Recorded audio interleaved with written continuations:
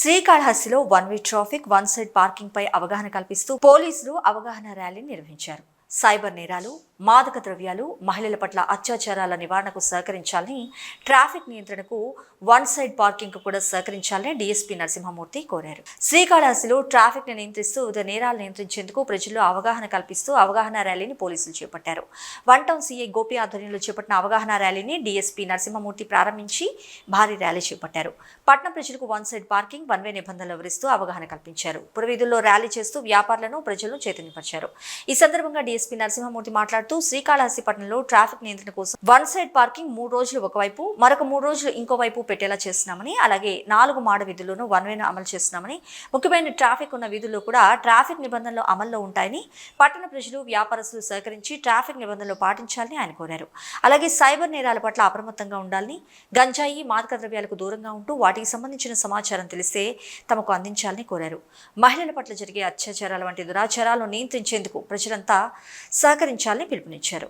ఈ కార్యక్రమంలో one town CI Gopi, 2 town CI Venkateswarlu, Buchinaidu, కంటిగ CI Timmappa, rural CI Ravinayak, traffic ASI Riyaz, police సిబ్బంది తదితరులు పాల్గొన్నారు.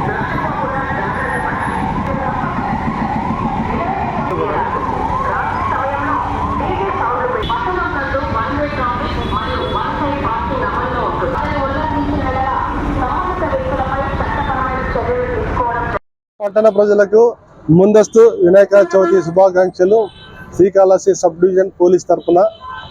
ఈ సందర్భంగా మేము వినాయక చవితి పండుగ ప్రశాంత వాతావరణం జరుపుకోవడానికి ఒక ప్రణాళిక ప్రకారం ప్రజలకు అవగాహన కల్పించడానికి ఒక ర్యాలీ చేస్తున్నాము. పట్టణంలో వన్ వే ట్రాఫిక్ మరియు వన్ సైడ్ ట్రాఫిక్ అమలు చేయడం జరుగుతున్నది.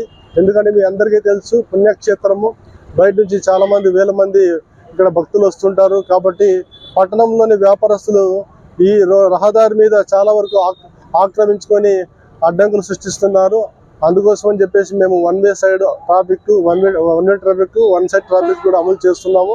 ఇది అందరూ కూడా గమనించి పోలీసులకు సహకరించాలి. ఇది ఎవరి కోసమో కాదు, మన పట్టణ ప్రజలకు, వచ్చే భక్తులు అందరూ కూడా సౌకర్యవంతంగా ఉండడం కోసమని ఈ నిర్ణయం తీసుకోవడం జరిగింది. దయచేసి మీరు అర్థం చేసుకొని మీరు పోలీసులతో సహకరించాలి. ముఖ్యంగా వ్యాపారస్తులకు మా విన్నపం ఏమంటే, చాలా వరకు రోడ్డు మీద ఆక్రమించుకొని చిన్న రోడ్లు, పెద్ద రోడ్లు ఉన్నాయి కానీ చిన్న రోడ్లు అయిపోయినాయి. దయచేసి మీకు ఒక 2-3 రోజులు టైం ఇస్తున్నాం. ఎవరికి వాళ్ళు స్వచ్ఛందంగా వెనక్కి వెళ్ళి వచ్చిపోయే ట్రాఫిక్ అందరికీ కూడా ఇబ్బంది లేకుండా సహకరిస్తారని చెప్పేసి మేము ఆశిస్తున్నాం. అందులో ముఖ్యంగా తిరుపతి జిల్లా ఎస్పీ గారు, మేమంతా కూడా ఈ సైబర్ నేరాల పట్ల అవగాహన కల్పించడానికి, డ్రగ్స్కు దూరంగా ఉండడానికి, ట్రాఫిక్ రూల్స్ పట్ల అవేర్నెస్ కల్పించడానికి, మహిళలపై జరిగే నేరాల పట్ల అవగాహన కల్పించడానికి కూడా మేము ఒక ప్రణాళికబద్ధంగా పనిచేస్తున్నాము. దయచేసి డ్రగ్స్కి దూరంగా ఉండండి, ట్రాఫిక్ రూల్స్ పాటించండి, మహిళల పట్ల జరిగే నేరాలకు మనం దూరంగా ఉండాలి. ఈ సైబర్ నేరాల పట్ల కూడా జాగ్రత్తగా ఉండాలని చెప్పేసి ఒక ర్యాలీ చేస్తున్నాము. దయచేసి వీళ్ళ పట్ల మీరు అప్రమత్తంగా ఉండండి.